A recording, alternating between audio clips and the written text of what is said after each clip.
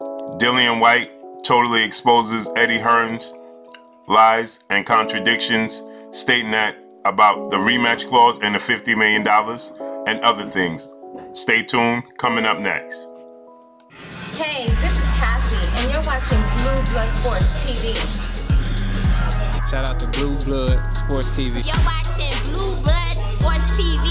Shout outs to Blue Blood Sports TV. You're watching Blue Blood Sports TV.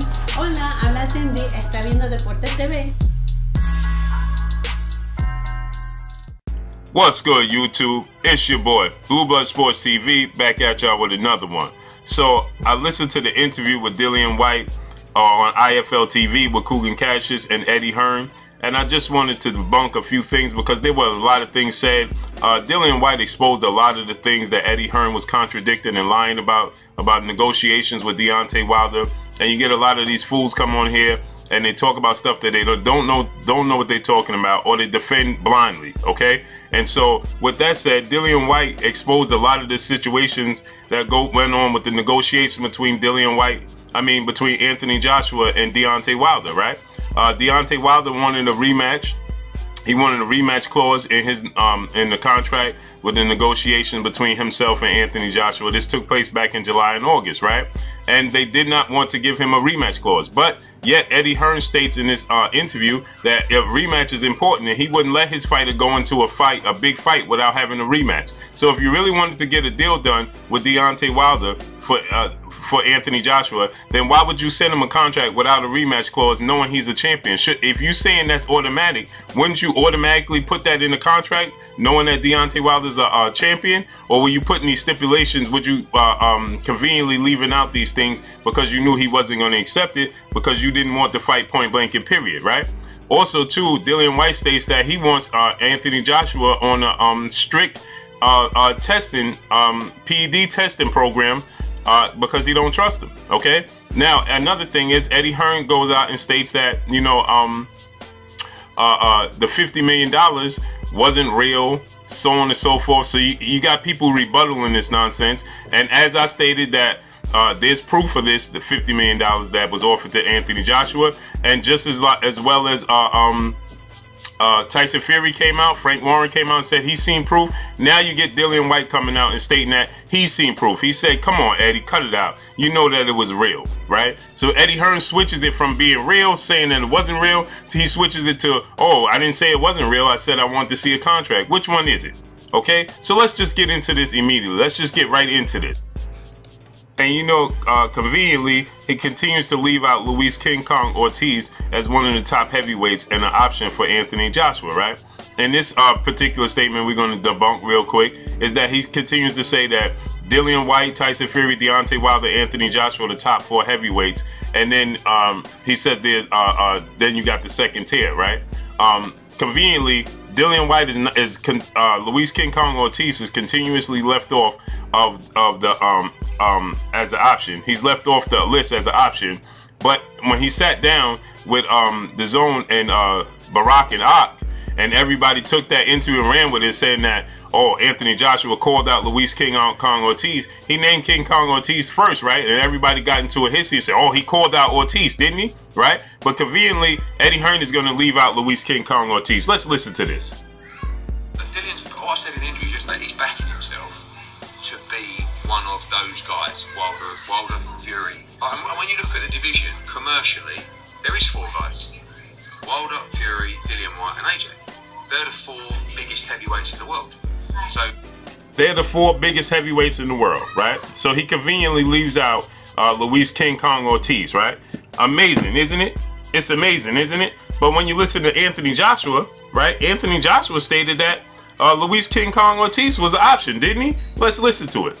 Like who would be ideally, if it's not Fury, it's not Wilder, who's your next ideal opponent? Immediate next. Ortiz, Miller, or White. Top 4 selection. I don't think anyone's ever heard you mention Ortiz's name before. Yeah, you know, you're right, because you know what it is for me, I always felt like these guys, they want to fight, but... Okay, so Anthony Joshua says that Ortiz is a viable option, didn't he? But conveniently, Eddie Hearn leaves him out. And everybody got up into an uproar and stated that, okay, Anthony Joshua's calling out Luis King Kong Ortiz. But there's got to be some mix-up, right? There's some confusion because Eddie Hearn continues not to mention Luis King Kong Ortiz. He continues not to mention Luis King Kong Ortiz, right? Continuously. Now let's get into this, the rematch clause, okay? Let's just get into this rematch clause and what Eddie Hearn has to say about this rematch clause, because a sticking point in the negotiation between Deontay Wilder and Anthony Joshua fight not getting done was due to the fact they wouldn't give Deontay Wilder a rematch clause. But Eddie Hearn states that he wouldn't let any of his big name fighters get into a fight without a rematch clause, because that goes without saying that you need a rematch clause. So why would Eddie Hearn send a contract over to Deontay Wilder without a rematch clause involved in it, right? Included in it, if he knows it goes without saying that these fighters should have a rematch clause when they're at this level, right? So that's just the obstacle you put in the way not to get the fight done, isn't it? That just makes it very clear that he didn't want to get the fight done, doesn't it? To anybody with common sense would just look at that and say, well, he didn't want to make the fight since he's saying how important the rematch clause is for his fighters, his big name fighters, right? A rematch clause is very important. It goes without saying. He says it's standard. So why would you send a contract over to Deontay Wilder without a rematch clause? And Eddie Hearn admitted this. He says in the new contract, we sent him a new deal with the rematch clause involved in it. So he admitted that they didn't send a contract over with a rematch clause. But he knew how important the rematch clause is to a champion, right? Let's listen to this. In the clause, with obviously negotiations, can you just repeat what you actually said regarding that? I said the first half they wanted the lion's share in the rematch, and I said no. And then the second half I said okay, I'll accept the terms, but with no rematch. And then the third half I said I'll give you the same deal you're giving me in the first fight in the rematch. And then I don't know how to do it. We had a meeting. Well, I mean, we had a meeting on Monday, and we talked about actually the offer that you're talking about is the deal with no rematch. That was discussed on Monday. But anyway, I mean, it's very standard, and Dillian would ask for exactly the same thing in a voluntary defence. He knows that as well. No, not really. No. We under Cesaro fight a day. Be honest, and this is a rematch. Yeah, but I said to Cesaro, if you beat me, I'll give you the same split I give you now. Yeah, but and the rematch, I'll reverse it. It was a slightly different split. Yeah, but that's what I am though. But anyway, look, I'll do this. You wouldn't go into a fight in a voluntary defence without you. I wouldn't let you. I did a celebrity. I did a Cesaro though. It's a different. You forced me to do it, Cesaro. No, you had a rematch clause with Cesaro. Yeah, but you forced me to give Cesaro the same. He says you at world championship level, it's standard that you should get a rematch, and I would not let you go into a fight without a rematch clause. So why would you offer Deontay Wilder a contract without a rematch? And he's the longest reigning champion in the sport of boxing. Longer than Joshua. Longer than any other champion in the sport of boxing. Deontay Wilder is the longest reigning champion in the sport of boxing. So you saying it's standard at this level to put a rematch clause in the contract, but you offer Deontay Wilder a contract without a rematch clause. You conveniently leave out a rematch clause, but it's so important to you to put a rematch clause in the contract. Oh boy, oh boy. No, yeah, but you had the rematch clause. If you were world heavyweight champion having a voluntary defence, trust me, you would have a rematch clause. It's just standard. It's industry standard. So it's industry standard. It's just standard, right? Trust me, at this level, you will have a rematch clause. It's just standard. It's industry standard. I wouldn't let you go into a fight without a rematch clause. But you conveniently left out the rematch clause for Deontay Wilder. You didn't want to give Deontay Wilder a rematch clause. Amazing, isn't it? No, it's not amazing. It's obvious, right? And Stevie Wonder, a blind man, can see what took place. This is clear they didn't want to make the fight with Deontay Wilder. Point blank and period, right? If you think that is standard and you think that a rematch clause is important, then why wouldn't you send over a rematch clause automatically in the negotiations with Deontay Wilder if you was trying so hard to make the fight, right? Because we know they wasn't trying to make the fight. And let's get into this $50 million thing. Let's get right into it. Listen to this. He got $3 million. He offered Joshua $50 million. I mean, bullshit. He sent an email first. Listen, I do that in America, and I know from real source that we'll ask for a contract. He said that he offered Joshua. Dillian Whyte said he offered Anthony Joshua $50 million, and Joshua turned it down. Immediately, Eddie Hearn said that was bull crap. That wasn't real. and he says, I've been in America and I've seen it. And then he goes, well, we didn't act. First he says it was bullcrap, so he said it wasn't real. His initial reaction was it was bullcrap.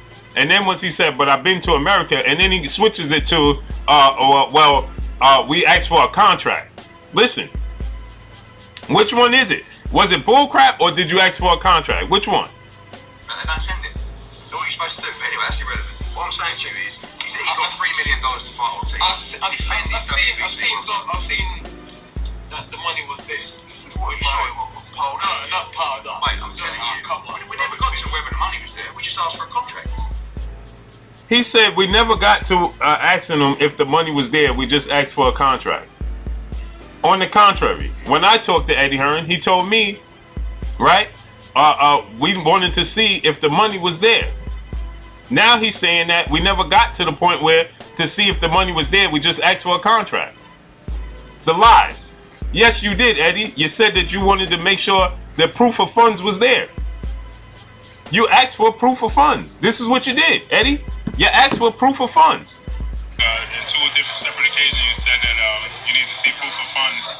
But I saw a video you did with IFL TV, and you said you never asked to see proof of funds. Could you clear up the confusion with that? No, I haven't seen proof of funds. I haven't asked to see proof of funds. Y'all heard that, right? I haven't seen proof of funds. I didn't ask to see proof of funds. That's what he just said, right? This is what Eddie Hearn just said. Now y'all heard him, right? He just said I never asked to see proof of funds, right? That was after I interviewed him the first time. After I interviewed him the first time, the second time I interviewed him, he said that I never asked to see proof of funds. I just let y'all hear that, right? Now listen to this. And if not, why not? Well, because we haven't had an offer yet. All we've had is a piece of paper from a guy from Alabama. So let's see a contract. Let's see the proof of funds. Let's see what. Let's see a contract. Let's see proof of funds. Didn't he just say that he didn't ask to see proof of funds? He just said that he didn't ask to see proof of funds, right? And in the same token, in the same breath, he's saying, let's see a contract, let's see an offer, let's see proof of funds, right? So now he's saying that Dillian Whyte said that and stated that, like I told you guys, we know the truth, right? They was definitely offered it. So they said that they didn't see proof of funds, so on and so forth, just walking us around the block. That's all that turns out to be, is walking us around the block. Now you got three different people saying three different things, saying the same thing, but all coming from different angles, right? You got Dillian Whyte saying it. Dillian Whyte, why would Dillian Whyte be in bed with Deontay Wilder when they rivals, right? They have issues with each other, right? Wasn't everybody throwing Dillian Whyte at Deontay Wilder, saying Deontay Wilder was scared of Dillian Whyte, and Dillian Whyte was saying Deontay Wilder was scared, and so on and so forth, and he don't want to fight and all of this? Now they in bed with each other. Now they in cahoots, right? Tyson Fury came out and said the same thing about the lowball offers, and he said that he saw the proof of $50 million, as well as Frank Warren. So we know this is true, right? So in one breath, Eddie Hearn says that he wants to see proof of funds, and in the next breath, Eddie Hearn turns around and say he never asked to see proof of funds. So I don't understand how you guys can continue to defend this, the contradictions and the lies, and the stipulations as far as it goes with the rematch clause in the contract. So this is all proof, and this just shows that they did not want to make the fight with Deontay Wilder back in July and August, as stated. Just like Dillian Whyte came out and said that he knew since June that they was trying to make a fight between himself and Anthony Joshua. When he said in September, excuse me. He said back in September they knew that they was trying to make this fight. Well, how could they be looking to make this fight in September, right after the Alexander Povetkin fight, when Eddie Hearn and Anthony Joshua said that they was immediately looking to make a fight with Deontay Wilder immediately following Wilder versus Fury, right? I mean, this just goes to show the proof is in the pudding, man. The proof is in the pudding. Only a blind man, only a fool would defend this stuff. Only a fool would defend this stuff at this point in time, man. But that's all I got, man. Dillian Whyte just exposed everything Eddie Hearn did in the negotiations with Deontay Wilder and Anthony Joshua, as well as the negotiations with Tyson Fury and Anthony Joshua, as well as himself with Anthony Joshua, as well as Luis King Kong Ortiz and Anthony Joshua. Point blank and period. That's all I got for y'all. It's your boy Blue, Blue Blood Sports TV. Hate, like, comment, and subscribe. You haven't subscribed, hit the subscribe button, hit the like button, hit the bell icon to get all the new notifications. Follow me on Instagram at Blue Blood Sports TV, all one word. Y'all already know what it is. Shouts out to the entire LDBC. Shouts out to New Media. Shouts out to Black Media Row. Make sure you like and share these videos. That's all I got for y'all. Peace. Blue.